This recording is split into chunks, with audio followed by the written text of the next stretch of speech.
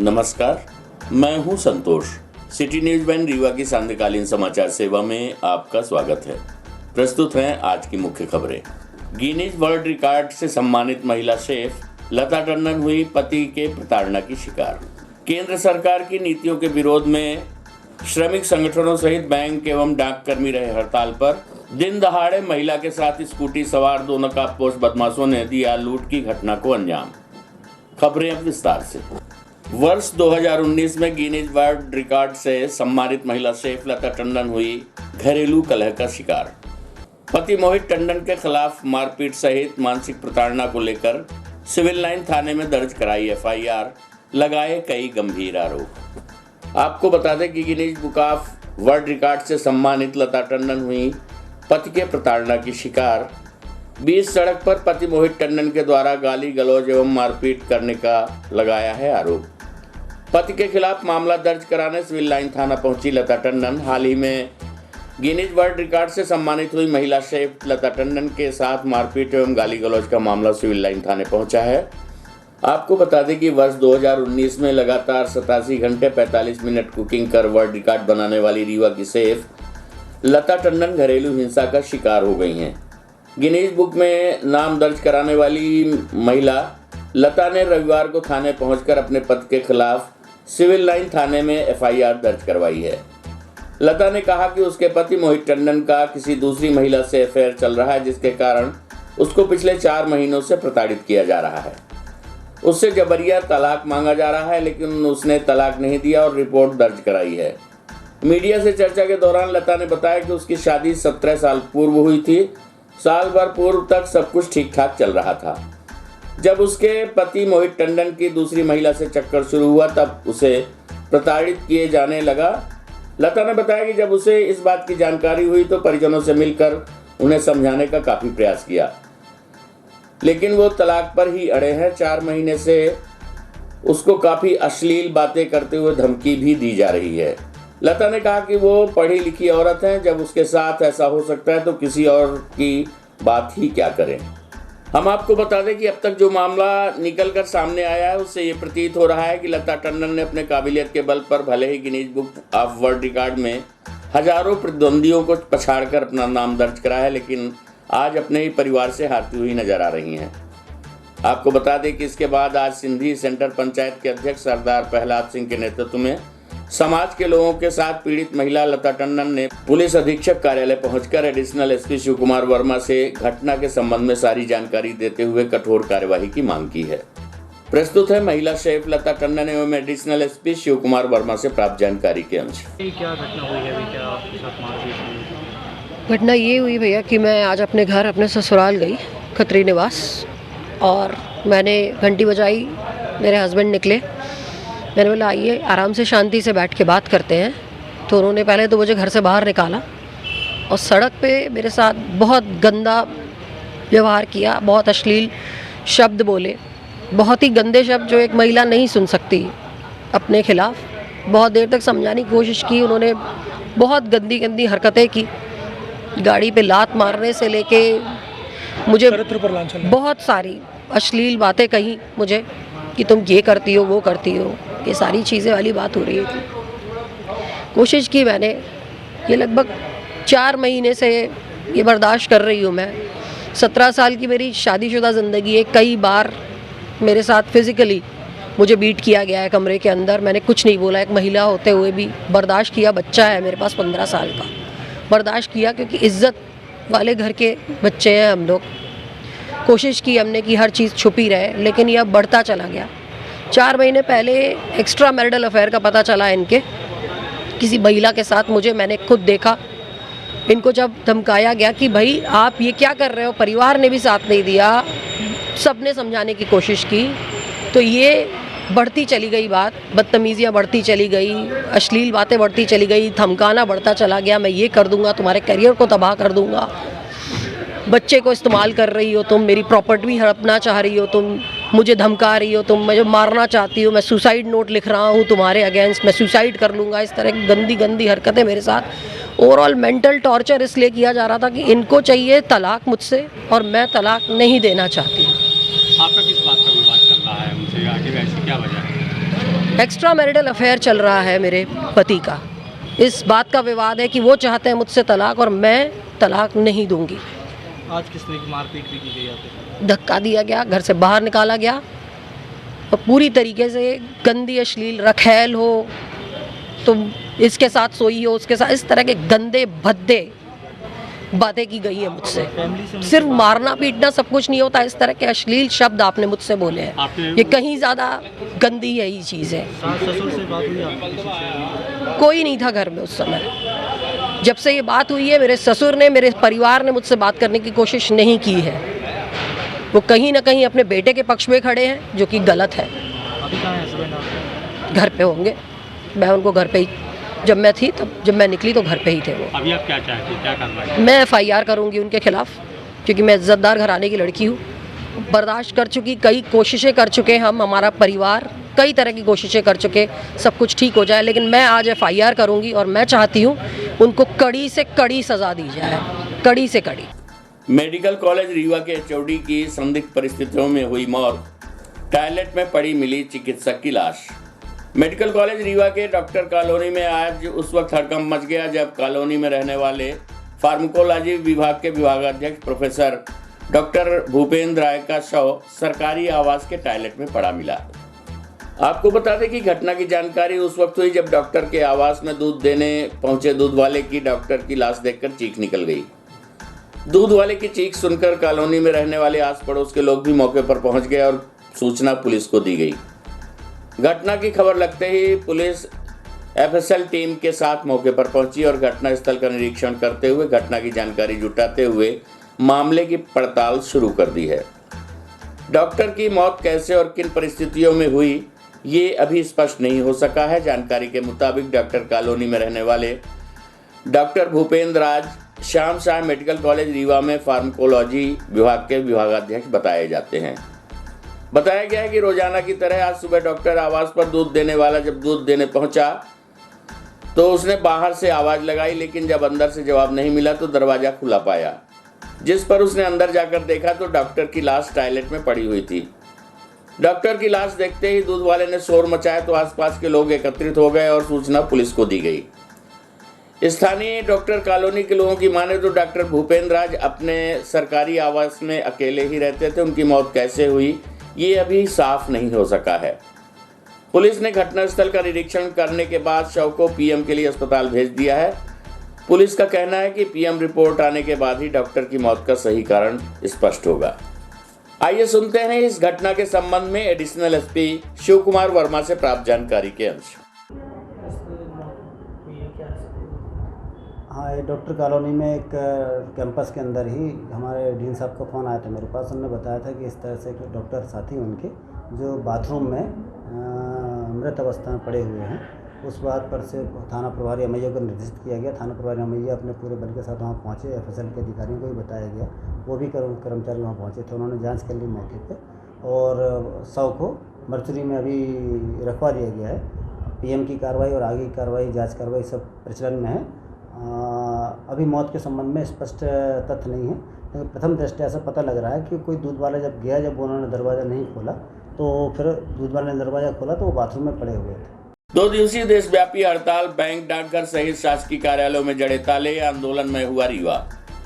डाकघर, बैंक सहित अन्य कार्यालयों में कामकाज ठप। आपको बता दें कि एक साथ पूरे देश में शुरू हुई 2 दिवसीय हड़ताल में मजदूर, कर्मचारी संगठन, श्रमिक संगठन जिसमें रेल, बैंक, बीमा सहित औद्योगिक संगठन भी शामिल हो चुके हैं। इस हड़ताल का असर पूरे देश सहित रीवा जिले में साफ दिखाई दे रहा है। एक ओर बैंकों में नारेबाजी हो रही है तो दूसरी ओर डाकघर में सीधे ताला जड़ दिया गया है। कमिश्नर कार्यालय के सामने हजारों की संख्या में लोग नारेबाजी कर रहे हैं। ऐसा लग रहा है कि पूरा रीवा जिला आंदोलन की चपेट में आ चुका है। सारे कामकाज छोड़कर कर्मचारी सड़क पर प्रदर्शन करते नजर आ रहे हैं। आंदोलनरत मजदूर, कर्मचारी, श्रमिकों का कहना है कि बीते कई वर्षों से हम अपनी मांगों को लेकर प्रधानमंत्री, मुख्यमंत्री को ज्ञापन दे रहे हैं। अन्य प्रदेशों में कर्मचारियों की मांग मान ली गई है, लेकिन मध्य प्रदेश सरकार तानाशाही रवैया अपना रही है। आज अपनी 22 सूत्री मांगों को लेकर सभी कर्मचारी 2 दिवसीय हड़ताल पर चले गए हैं। साथ ही ये भी कहा है कि यदि उनकी मांगें नहीं मानी गई तो आगे वो और उग्र आंदोलन करेंगे। आइए सुनते हैं विभिन्न संगठनों के पदाधिकारियों से प्राप्त जानकारी के अंश। आज आप लोग तालाबंदी का हड़ताल कर रहे हैं, क्या मांग है आप लोग? हमारे अखिल भारतीय स्तर पर केंद्रीय कर्मचारियों का जो संगठन है, श्रमिक संगठन, सबका सामूहिक 2 दिन का 28 और 29 मार्च को देशव्यापी हड़ताल है। इसमें हमारी 22 सूत्री मांगे हैं कर्मचारी और श्रमिक संगठनों की, जिनमें प्रमुख रूप से कर्मचारियों का पुरानी पेंशन स्कीम वापस लेना, साथ में हमारे जो 25 लाख के लगभग केंद्रीय कर्मचारियों के पद खाली पड़े हैं, देश में बेरोजगारी चरम पर है, तो हमारे नए नवयुवकों को रोजगार दे सरकार, उन पदों को भरे। इसके अलावा हमारे विभाग में ग्रामीण डाक सेवा कर्मचारी हैं, जिनको एक कर्मचारी का दर्जा नहीं है, उनके कोई छुट्टी या पेंशन या रेगुलर वेतन, वो 10,000 12,000 रुपये में मंथली में काम करते हैं, उनको न्यूनतम 18,000 वेतन दिया जाए। आप लोग 22 सूत्री मांगों को लेकर है, पेंशन बहाली जो है जी, पेंशन बहाली ये आपकी मुख्य मांग लग रही है, क्योंकि कई लोग अभी कल आंदोलन में भी थे, मानस भवन में भी ऐसा था, तो आखिर ऐसी क्या मंशा है सरकार की जो आपकी मांगे नहीं मान रही? अब सरकार की मंशा यही दिख रही है कि कर्मचारियों के ऊपर एक तरह से श्रम कानूनों में, कर्मचारी कानून के नियमों में तब्दीली करके, संशोधन करके एक तरफा निर्णय ले रही है, न किसी श्रमिक संगठन और कर्मचारी संगठनों से बात करके सहमत, एक तरफा तानाशाहीपूर्ण रवैया अपनाते हुए सरकार निर्णय कर रही है। लगातार श्रम कानून हो, कृषि कानून में भी इसी तरह हुआ, फिर बैक में आई सरकार। तो आगे क्या निर्णय होगा आप लोगों का? अगर हमारा केंद्रीय निर्णय जो होगा केंद्रीय नेताओं का, उसके साथ अभी तो ये 2 दिन की हड़ताल है, पर अगर सरकार हमारी मांगों को नहीं मानती तो हम लोग अनिश्चितकालीन हड़ताल या और बड़े जो भी कार्यक्रम हमारे निर्धारित होंगे, हम पूरे देश के कर्मचारी, श्रमिक, सब लोग एकजुट होकर इस पर अपनी मांगों को मनवाने के लिए तत्पर हैं। मेरा नाम सिद्धेश्वर सिंह, मैं संभागीय सचिव अखिल भारतीय डाक कर्मचारी संघ। आप लोग हड़ताल में हैं? आज हड़ताल हमारी जो है, हमारा परिचय Brajesh Kumar Singh, regional secretary AIBA Rewa और मध्य प्रदेश बैंक एसोसिएशन के अध्यक्ष के रूप में मैं कार्य कर रहा हूं। आज की हड़ताल जो है सरकार की, केंद्र सरकार की श्रम विरोधी नीतियों के खिलाफ प्राइवेटाइजेशन और निजीकरण के विरोध में की गई है, जो 2 दिवसीय आज और कल की हड़ताल है, जिसमें पूरे भारतवर्ष के 60 यूनियन हैं जो पूर्णतः आज अपना काम बंद करके इस स्ट्राइक में भाग ले रहे हैं, और जिनका ये मानना है कि पूरे विश्व में आज की ये जो है सबसे बड़ी जो है 70 साल की सबसे पहली हड़ताल होगी जो इतने यूनियन मिलकर स्ट्राइक कर रहे हैं। जी हाँ, हाँ बैंक बंद है, बैंक में लेन देन बंद है, क्योंकि ऑफिसर यूनियन का मॉरल सपोर्ट प्राप्त है, इसलिए वो अपना जो मार्च का क्लोजिंग का कार्य है वो अपना कार्य निपटा रहे हैं। दिन दहाड़े महिला के साथ हुई लूट, 2 स्कूटी सवार लुटेरों ने दिया घटना को अंजाम। समान थाना क्षेत्र के द्वारिका नगर में हुई घटना, CCTV फुटेज के आधार पर आरोपियों की तलाश में जुटी पुलिस। आपको बता दें कि रीवा शहर के द्वारिका नगर में एक बार फिर दिन दहाड़े एक महिला के साथ लूट की घटना को अंजाम देकर 2 नकाबपोश फरार हो गए। समान थाना क्षेत्र के द्वारिका नगर में हुई इस घटना के बाद मौके पर पहुंची पुलिस CCTV फुटेज के माध्यम से आरोपियों की तलाश में जुटी हुई है। घटना के संबंध में लूट का शिकार हुई चिरौला निवासी कामनी पाठक ने बताया कि वो अपने बच्चे का रिजल्ट लेने ज्ञानस्थली स्कूल आई हुई थी। वापस जाते समय द्वारिका नगर में 2 स्कूटी सवार युवकों ने झपट्टा मारते हुए उसका बैग छीन लिया और फरार हो गए। जानकारी मिलने पर समान थाना पुलिस मौके पर पहुंची, जहां आसपास लगे CCTV कैमरों के फुटेज निकालकर आरोपियों की पहचान की जा रही है। घटना को गंभीरता से लेते हुए पुलिस अधीक्षक नवनीत भसीन के निर्देशन पर अमैया थाना प्रभारी शिवा अग्रवाल, समान थाना प्रभारी सुनील गुप्ता ने पुलिस बल के साथ मौके पर पहुंच गए। महिला की माने तो बैग में 8,000 रुपए नगद सहित ATM कार्ड व अन्य दस्तावेज रखे हुए थे। प्रस्तुत है पीड़िता कामनी पाठक सहित समान थाना प्रभारी सुनील गुप्ता से प्राप्त जानकारी के अंश। मैडम आप क्या नाम है आपका? कामनी पाठक। क्या घटना हुई आपका? हमारा पर्स छीन करके चले गए। कौन थे वो लोग? वो 2 आदमी थे। कहाँ से आए थे? वो स्कूटी, वाइट कलर की स्कूटी थी। क्या पूरी घटना क्या, कैसे आप यहाँ पे आए थे, क्या कारण? मैं ज्ञान स्थली से बच्चे के रिजल्ट लेके आ रही थी और वो मेरा पीछा किए हुए थे। जब मैं यहाँ मोड़ पे पहुँची तो मेरा पर्स छीन करके भाग गए।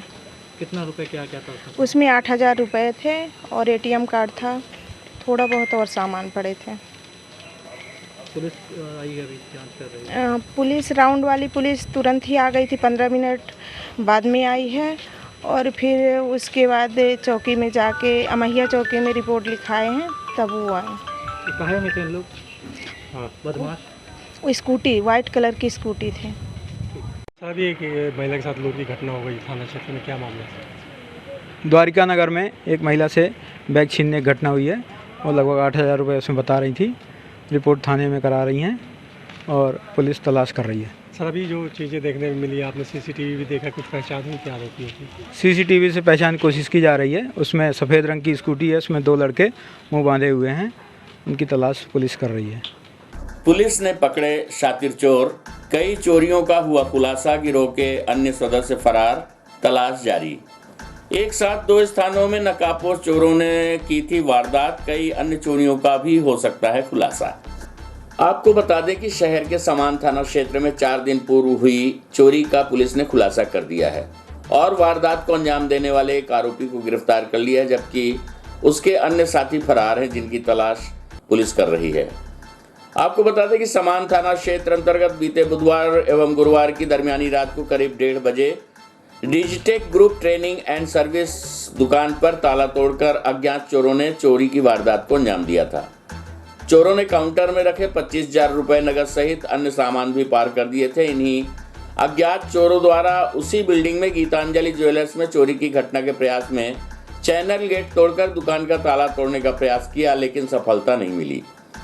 ये सारी घटना CCTV कैमरे में कैद हो गई थी, जिसके बाद समान थाना पुलिस ने CCTV कैमरे के आधार पर आरोपियों की तलाश शुरू कर दी थी।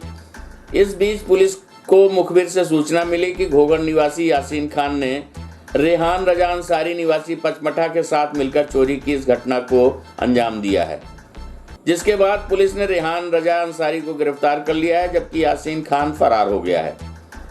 पकड़े गए आरोपी ने पूछताछ के दौरान चोरी की वारदात को कबूल किया है। समान थाना प्रभारी सुनील गुप्ता ने बताया कि पकड़े गए आरोपी से चोरी के सामान की बरामदगी सहित अन्य चोरी के संबंध में पुलिस पूछताछ कर रही है। प्रस्तुत है समान थाना प्रभारी सुनील गुप्ता से प्राप्त जानकारी के अंश। चोरी घटना हुई थी आपके थाना क्षेत्र में, उसमें खुलासा हुआ क्या, कौन पकड़ा गया और क्या मामला था? ये PK स्कूल के पीछे तरफ एक कंप्यूटर के दुकान में चोरी हुई थी, जिसमें CC फुटेज भी आया था और उसमें एक रेहान पचमठा घोगर का पकड़ा गया है और एक दूसरा आरोपी अभी फरार है। पूरे में कई आरोपी हैं, कई आरोप हैं। रेहान के कई आपराधिक रिकॉर्ड हैं सभी थानों में, बिछिया, सिविल लाइन, कोतवाली और विश्वविद्यालय समान थाने में इसके 15-20 अपराध हैं। तो उसके साथ एक आरोपी भी था, क्या वो भी पकड़ गए? एक आरोपी फरार है, अभी तलाश की जा रही है। सर राशि को क्या बरामद हो गया है जो चोरी किया था? हाँ, उसमें से सामान बरामद हो गया है। कैश नहीं मिला था, आरोपी भी बताए कैश नहीं था और फरियादी ने बताया कि उनके पार्टनर कैश ले गए थे, कैश नहीं था। प्राइवेट नर्सिंग होम की व्यवस्था को लेकर जांच करने पहुंची प्रशासन एवं चिकित्सा विभाग की टीम। अग्रवाल नर्सिंग होम सहित रेनबो नर्सिंग होम में जांच शुरू। आपको बता दें कि मुख्य चिकित्सा अधिकारी एवं कलेक्टर के निर्देश पर शहर में चल रहे प्राइवेट नर्सिंग होमों में आज प्रशासन एवं चिकित्सा विभाग की टीम ने अचानक पहुंचकर जांच की। अग्रवाल नर्सिंग होम सहित रेनबो हॉस्पिटल में भी जांच जारी है। बताया जा रहा है कि चिकित्सा विभाग के नए एक्ट के तहत प्राइवेट नर्सिंग होम में उन मापदंडों की जांच करनी है जिनके आधार पर नर्सिंग होम संचालन का लाइसेंस दिया जाता है। कार्यवाही के दौरान DHO डॉक्टर ज्ञानेश मिश्रा ने कुछ नियमों के संबंध में जानकारी देते हुए बताया कि नर्सिंग होम में प्रत्येक 20 बेड के बीच में एक RMO का होना आवश्यक है। वहीं एक बेड के लिए कम से कम 100 वर्ग फीट की जमीन उपलब्ध होना चाहिए। साथ ही चिकित्सकों एवं नर्सों की उपस्थिति की क्या स्थिति है, इस बात की भी जांच की जा रही है। आपको बता दें कि रीवा शहरी क्षेत्र में कुछ ऐसे प्राइवेट नर्सिंग होम भी हैं जो अपने अस्पताल को रिसर्च सेंटर बताते हैं, लेकिन वास्तव में वो पूरी अस्पताल व्हाट्सएप के माध्यम से चल रही है।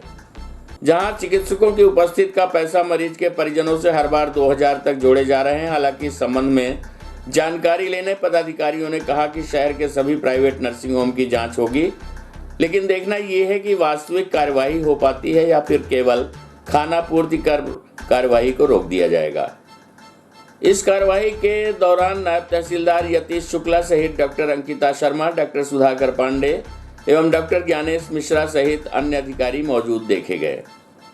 आइए सुनते हैं इस संबंध में जिला स्वास्थ्य अधिकारी डॉक्टर ज्ञानेश मिश्रा से प्राप्त जानकारी के अंश। नर्सिंग होम का हमने रूटीन नए नर्सिंग होम एक्ट के हिसाब से इसका निरीक्षण किया है और अपनी निरीक्षण रिपोर्ट आज CMHO साहब को सौंपेंगे। उसके बाद फिर जो भी अग्रिम कार्य है सभी जानकारियाँ देखी गई हैं। सभी जनरल वार्ड में कौन RMO हैं, कितने ड्यूटी डॉक्टर हैं, कितने चिकित्सक हैं, कितने स्टाफ नर्स हैं, कितनी GNM हैं, ये सब अभी हम बैठ करके थोड़ा सा आकलन करेंगे। वर्तमान स्थिति क्या है, पूर्व में क्या था और क्या होना चाहिए। अभी जैसे जांच है अपना OT जांच अभी हम बहुत नहीं मतलब किसी नतीजे पे पहुंच सकते हैं, क्योंकि अभी हमको और बहुत सारे डाटा जो हैं वो इनसे लेना है और हम अपने पुराने डाटा हैं उनको कंपेयर करेंगे, उसके बाद ही कुछ बोल पाएंगे। नए एक्ट में क्या नए प्रावधान आए हैं? नए एक्ट में प्रावधान ये है कि हमारे को RMO होना चाहिए 20 बेड पे, एक RMO ड्यूटी पे रहना चाहिए, नाइट में भी, डे के अलग, नाइट के अलग ये होने चाहिए, और 100 बेड, एक बेड के लिए 100 वर्ग फीट की ज़मीन होना चाहिए, मतलब उसका एरिया होना चाहिए। ऐसे बहुत सारी चीज़ें हैं जिनमें कुछ बदलाव किया गया है, तो वो सब हम देखेंगे उसमें। अभी कुछ खामियां मिली जो अभी तक अभी फ़िलहाल कहना कुछ जल्दबाजी होगी। ये रिपोर्ट कब तक आएगी? ये हम शाम तक CMHO सर। कितनी सदस्यीय टीम है आप लोग की जो जाँच? हमारे में 3 चिकित्सक हैं हम लोग। मैं DHO 1 हूँ, डॉक्टर अंकिता शर्मा और डॉक्टर सुधाकर पांडे, और साथ में हमारे तहसीलदार साहब हैं यतीश शुक्ला जी, और लिपिक हैं सोनू दहार। क्या नाम है? मैं डॉक्टर ज्ञानेश मिश्रा। आज की खबरों में बस इतना ही। कल हम फिर मिलेंगे कुछ नई खबरों के साथ। तब तक के लिए हमें इजाजत दीजिए। नमस्कार।